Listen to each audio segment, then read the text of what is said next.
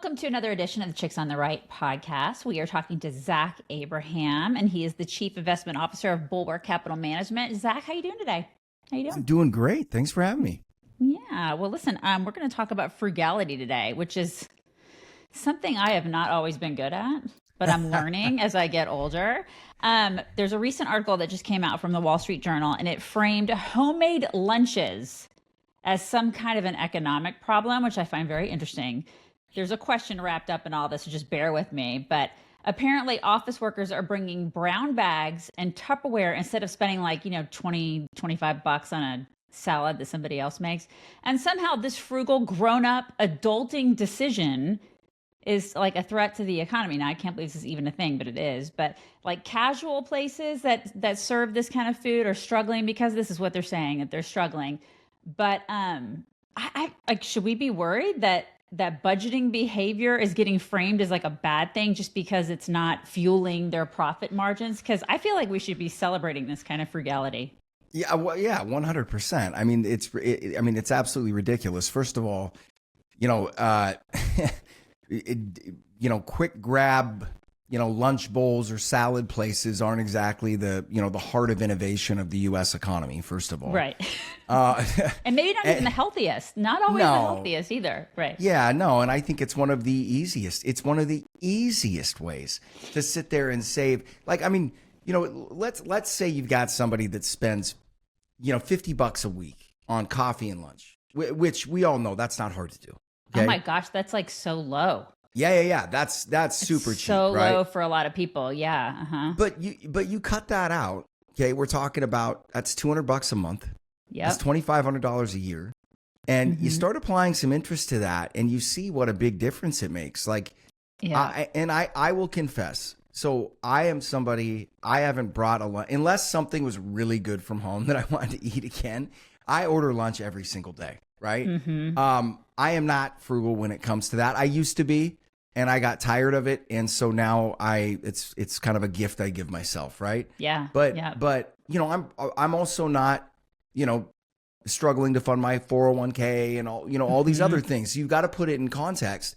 But yeah, cutting out I think it's a wonderful thing to do, but it points to something that we've got, something we've got going on in this country culturally, and it's not new, but it's just a way that we look at things, right? Like, so you hear that saving money and being frugal is bad for the economy, right? Right. And you'll hear Right. people talk about the same thing regarding government spending.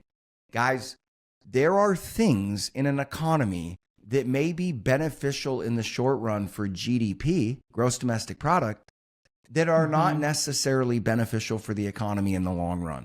And Right. anybody that tries to make an argument that whether on a personal level or on a government level, that saving money by not buying superfluous, unneeded stuff is a bad idea, those people are idiots.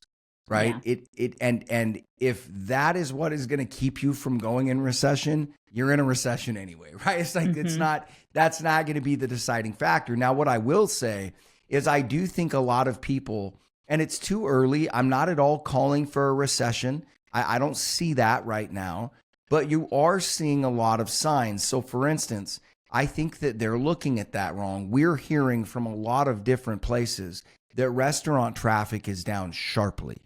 Over Really? the beginning Okay. of this year. Yeah. Yeah. Okay. So believe it or not, one of the biggest, or I think it actually is the biggest restaurant day of the year is Mother's Day. Okay. Yep. That makes sense because we Yep. do not want to cook. Yep. Yep. And I've got a client that works for a fairly large restaurant supply business, right? And they have felt pressure and less business coming out of the restaurant side of the economy for about the last 4 months. And they really saw Mother's Day this year as being kind of their rebound, right? Like they bounce back strong. And he was telling me that Mother's Day numbers significantly missed what they were expecting and were Really? significantly down from last year. Disappointing for them. Yeah. Yeah. And look, what I think is clear is that the consumer is pulling back, right? For now. And And why do you think that is? Because, you got Trump in office. So you think people would be like, okay, it's like, daddy's got this. We're all going to be okay. You know what I mean? Yeah. It's a very interesting I think I just think it would be the opposite. I would think it would be the opposite, right? Well, yeah, but you got to remember, I mean, you got to look at where prices are, right? So, I mean, after a while, people get fatigued, and the further, you start getting price and inflation fatigue. The other thing is the further and further we get away from COVID, right? The residual effects and just the money itself that was handed out, right? Just thrown out the window. That money, we're getting further and further away from that impulse, right? Yeah. And it's one of the things that we've said is that, and we would have expected it to happen already. I think there are reasons that it hasn't that we could dig that are pretty vast and expansive to discuss. But bottom line is, at some point when you have a fiscal impulse that large and it stops and a government starts to exert any level of financial responsibility, you'd expect to have some type of economic slowdown or recession in the not too distant future. Not necessarily because things are going bad, but it's like trying to maintain a sugar high for like 6 hours. You know what I'm saying? It just doesn't, you're not going to hold that altitude. And in normal cruising altitude for the economy is not that. So you kind of settle, and then you're seeing default rates on used cars picking up to rates that we haven't really seen since 08, 09. There's just a lot of signs of weakness. And I think for whatever reason, and like I said, it shouldn't be a shock when you look at prices, when you look at home sales, when you look at all these things. To me, it's really remarkable that you haven't gone into a recession already. Yeah. But yeah, to make the argument that being frugal and saving some money is good for the economy, I'll take the other side of that, and I'll encourage everybody, man, sock it away, save money on lunch, especially the younger you are. Yeah, man, pack a lunch. I love it. It's like what you said about the coffee thing. Like, I don't know anything about Suze Orman except for the one thing that she said, and I think she's kind of famous for this. She's like, if you waste money on coffee, it's like peeing $1 million down the drain. Because she said, I wouldn't buy a cup of coffee anywhere ever if I can afford it, because I would not insult myself by wasting money that way. It literally is what you're saying, because it's like, it's a want, not a need. And she said, say you spend, like you said, $100 on coffee each month. You could put that $100 into a Roth IRA, and after 40 years, it would have grown to $1 million to a 12% at a 12% rate. It's exactly what you're saying. Yeah, But I think a lot of it's cultural, Zach, because like people like their Starbies. They've got to have their Starbies, and they walk around with their little cups, and it's like it's a cultural thing, right? So retraining people, or people retraining themselves to say, I don't need that daily cup of coffee, or just saying to themselves, I can do it at home. Coffee is coffee. I can make this at home. I can take it to work. I can make my lunch at home. I can take it to work. Retraining yourself. And that, to me, that's smart. It's just smart is what it is. Well, or the flip side, like you were saying, is it, I think it's a more interesting cultural observation to talk about that person that is, well, I just can't live without my Starbucks. Right. And I try to tell this to young people all the time. And I'll be the first person to tell you that behind every good success story, there is luck. There are things that bounced your way. It's not all you're doing. It's blessing. It's luck. I think a lot of those other factors play into it. But one of the reasons I can buy lunch every single day is because the amount of money that I spend on lunch is immaterial to my overall income. Okay. Right. But I didn't get there by drinking my Starbucks every day. I still don't go get coffee at a Starbucks because for the same reason, I can't square it. And it's this lesson that you want to teach people that used to be common sense in this culture that has just gone away, which is we should have it now, right? It should be, it should feel good right now, and you're just like, guys, that's not the way it works. That's not the way it works. If you want to be able to do that, you usually have to go through a period of time where you don't, right? And that's reality. Embrace it. Quit trying to pretend you're somewhere in a different financial place than you are. Accept it and try to, that's accepting those realities and adopting and adapting those practices that we're discussing here. That's how you get into a different stratosphere economically, right? And not everything is about instant gratification. No. And it's just, and there's another interesting, I don't want to go too far off the path on this one, but it kind of goes back to, like if you think, well, I just can't give up my Starbucks. Like think of what a vapid thing that is to say when you're having financial problems. And yet but people aren't embarrassed to say it. Mm-hmm. You know what I mean? You're Like right. at some point, if like, let's say you're strapped, you've got credit cards that are in collections, you owe money to the IRS.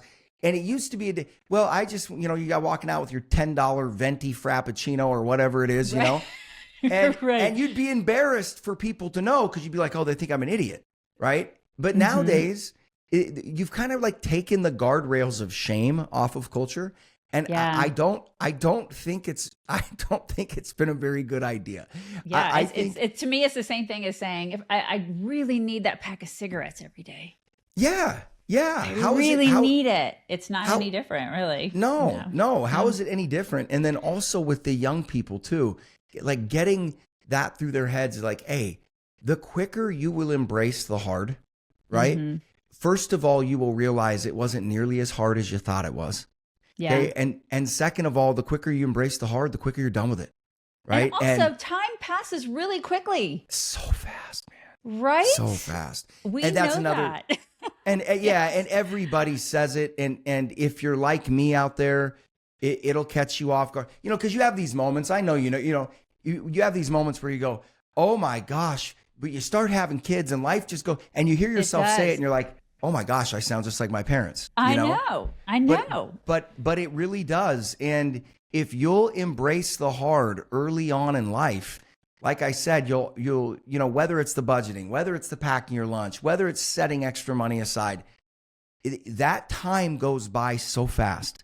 And I can promise you this, once you're sitting there saying, boy, that time went so fast, you will be absolutely thrilled that you took that route. Totally. Right? Totally. I love it. Always worth it. I've never once met somebody who said, the biggest regret in my life is that I was too responsible and worked too hard.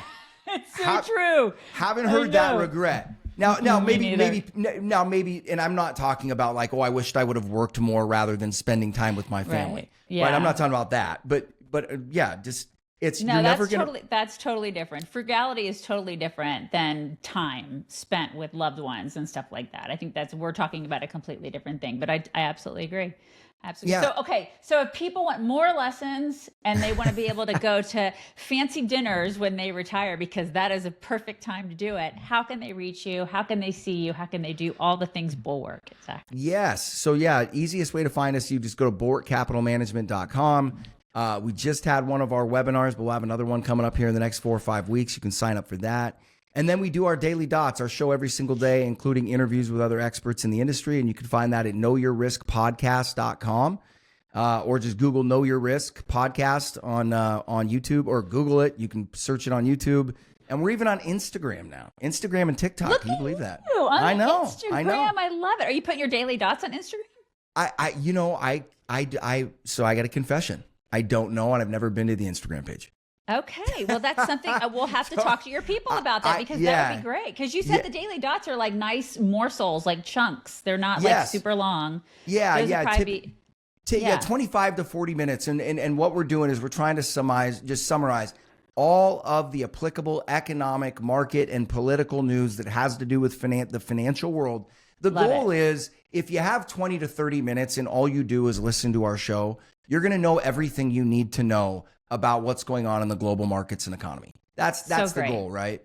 Because we all know it's tough to get good information out there. So we're like, hey, we'll make this a place where you can go to get an unvarnished look at what's going on in the world of finance. So that's the goal. It's good stuff. You guys check them out. Investment advisory services offered through Trek Financial LLC, an SEC registered investment advisor. The opinions expressed in this program are for general informational purposes only and are not intended to provide specific advice or recommendations for any individual or on any specific security. Any references to performance of securities are thought to be materially accurate, and actual performance may differ. Investments involve risk and are not guaranteed. Past performance doesn't guarantee future results. Trek 24308.